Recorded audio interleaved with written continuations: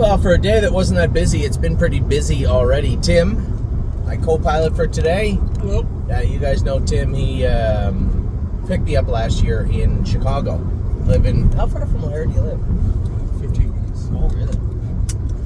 Lives in Chicago. Drove down here, just a short little drive down to Northfield last night. Now I was going to the Meadows today, so Tim jumped in, come down to see the horses and check out the operation at Northfield. Picked a good week too with the weather. It is a beautiful first day of shorts today. Amy thought I was a little crazy. It was only 12 Celsius when I got there this morning, but it definitely is shorts weather today, and it is supposed to be scorching hot the rest of the week, which there'll be no complaints from me. Just really, really nice weather to do anything in, and I was happy this morning. I got to the barn, I got to jog Blue Rare. I was happy with Blue Rare. We're going to have a little work done on her this week. Put the flip-flops back on her. You know, I've just been watching her so close, just to make sure everything is prim and proper with her. I think she's one of our better horses, and one of the better horses. Now, again, every time I say that, it's historically speaking to this point, right? I certainly can't say, one of the better horses we've ever had 2 months before the horse qualifies. I'm talking about, when I say stuff like that, it's remembering how horses were at this point, right? For all intents and purposes, just a rough number of, let's say, around the 215 mark, which she has been 216, 17, something, but around that mark, how does she shape up with our horses this year and maybe Ontario breds in years past, and amongst the top.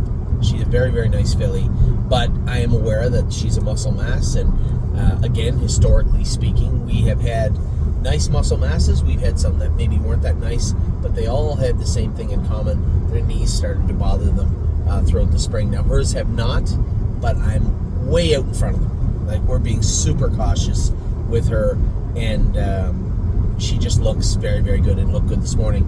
The horse that I liked a lot jogging this morning too was Rosemary Bobby. You come up and watch Bobby jog. Yeah.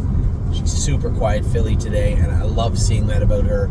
I talked extensively about her in the video this weekend about how I loved what she was getting out of her training, and she certainly looked good again this morning. So watched her go, a number of the other horses going also, just to have an eye on them. Jailbird jog, I watched her jog too. She looked good. A lot of these horses will be training tomorrow and then back on Saturday. So I just want to have a look at all the horses that are kind of on my quiet list, right? Quietly, well, who are the horses I'm watching? Obviously, I just said Blue Rare, Jailbird jog, Neuromancer's foot. Hanger One jumped in his foot, just goofing around jogging yesterday, I guess, and cut his foot, so I'm keeping a close eye on that also. That was what I was doing this morning. Then you and I get in the car and came over here. Captain Incredible was schooling today. I had no idea, no expectations. I just wanted to see what he was up to, see how he felt, and he looked extremely good this morning training, or schooling. He was in with horses that were a quarter of a mile slower than him, almost literally in a couple of the cases, I think. But he was very strong this morning, looked very good. The biggest takeaway for me was afterwards, so Dr. Stanek came up and looked at him, thought that maybe his knees were, he said, honestly, he looks really good for just training. I don't feel his ankles are hurting him that much today, which is great, because they've been a bit of a flashpoint this year. His feet are good.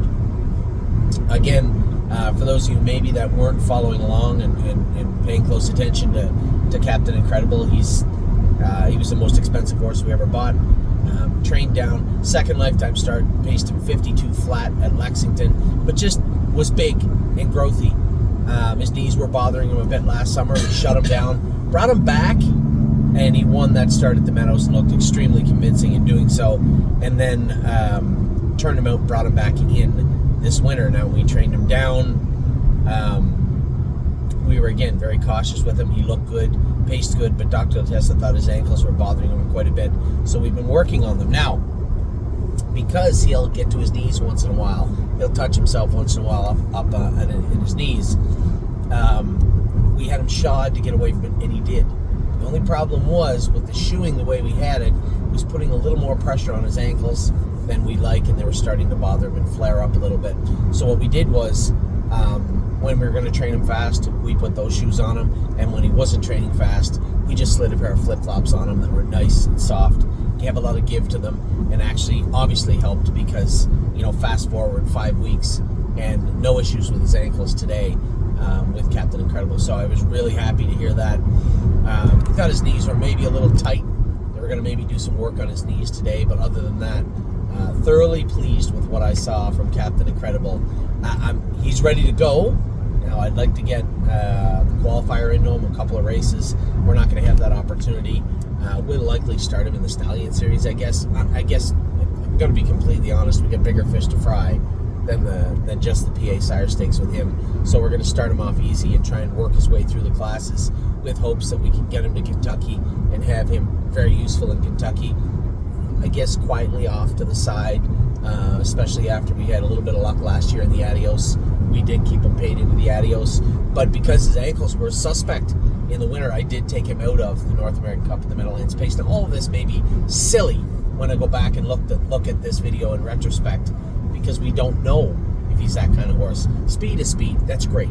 Lots of horses have speed, but good horses carry it just a little bit differently than the rest of them. And I'm hoping he fits into the latter category rather than the first. So really, really happy with Captain Incredible today. Thoroughly pleased with his schooling mile. Now, last night, we didn't talk about last night yet. I guess I'm working in reverse. We had 2 horses racing. Delicious Stone DK. Now, the non-winners of 2,000, which is the 20 claimer, didn't fill, and he ended up in the non-winners of 4,000, 25 claimer. Raced decent. But there was a little bit of a discrepancy between the 2 classes, obviously. James thought he raced okay. I thought he was a little rickety coming to the half. I think Dominic is going to have the veterinarian look at him. Nothing was found. James said, no, he seemed the same to me every week. I didn't see a difference in him last night. I said, okay, it's my fault. You're sitting behind him, not me. So, if you thought he was the same, then great. We just have to get him back in that 20 claimer, not the 25. And then Greatest Ending last night. Yes, I got parked last night, and that's going to happen when you leave sometimes. He just didn't come off the car as quick as I'd hoped he would. And then as it turned out, I knew that Aaron's horse, I'm positive he would have turned me if I had got to him, and I was a little surprised that Kurt removed. And once I saw Kurt come back out, I knew I was in big trouble. But there was nothing I could do. I was already committed. When I looked left coming off the gate, I wasn't taking him back to 6th or 7th. We were going forward. It was going to be a 3 or 4 hole or push to the front. I tried both, and unfortunately I had to settle for door number 3, which was a whole lot of air. We could park the whole way, but no joke, he raced good. Right? I know his line's like 55, 30 piece, 31 or whatever he came.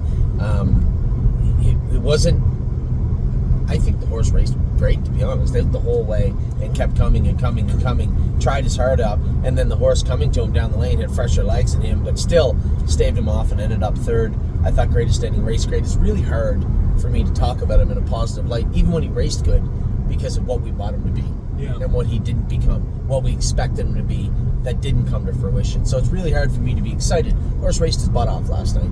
Unfortunately, he'll never get to the expectations we had for him, and it's a little unfair to him, but that's just life in general, right?